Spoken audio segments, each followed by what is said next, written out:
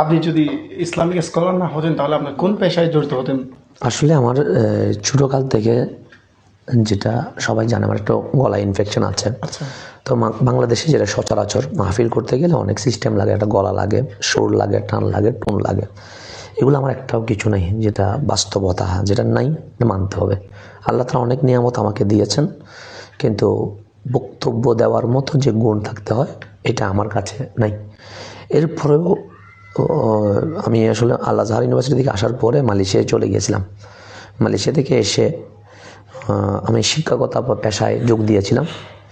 কিন্তু আমার ইচ্ছা ছিল, মাহফিল করা তো কখনো স্বপ্ন ছিল না, আমি একজন বিজনেসম্যান হব, ব্যবসা করবো। যেহেতু রাসূলুল্লাহ সাল্লাল্লাহু আলাইহি ওয়াসাল্লামের সুন্নত হচ্ছে কি করা, ব্যবসা করা।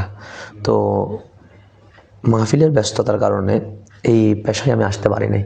তবে আমার ইচ্ছা হচ্ছে, বাংলাদেশে যারা আমরা ইসলাম প্রচার করি, শুধু মাহফিল করি, তো মাহফিলটা আসলে পেশা না করে এটাকে আমরা যদি খেদমত হিসেবে দেখতে পারতাম এবং পাশাপাশি যদি আমাদের বিজনেস চালু করতে পারতাম, তাহলে আমার কাছে মনে হয় হেদায়েতটা আরও বেশি হইতো।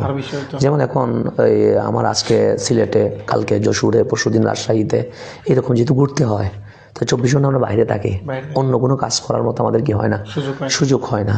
যার কারণে মাহফিলটা একটা পেশাতে পরিণত হয়ে গেছে। পেশায় পরিণত হওয়ার কারণে আমি যেটা বুঝতেছি যে এটাকে যদি আমরা পেশা না বানিয়ে খেদমত হিসেবে নিয়ে, বাকি আমাদের হয়তো বিজনেস হোক, চাকরি হোক, এটাকে যদি আমরা মূল দায়িত্ব হিসেবে নিতে পারি, তাহলে বাংলাদেশে মাহফিলের যে প্রভাব, হেদায়াত, এটা হবে।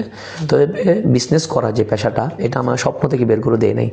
ইনশাল্লাহ আমার স্বপ্ন আছে, আমি একজন ভালো কি হব, বিজনেসম্যান হব, যেখানে হারাম থাকবে না, কোনো প্রকার দুই নাম্বারই থাকবে না। আল্লাহ রাসূল সাল্লাল্লাহু আলাইহি ওয়াসাল্লামের যে সুন্নাহটা, এই পবিত্র সুন্নাহটার উপর আমি আমল করবো ইনশাআল্লাহ। সেদিক থেকে আমি কিছু টুকটাক শুরু করেছি।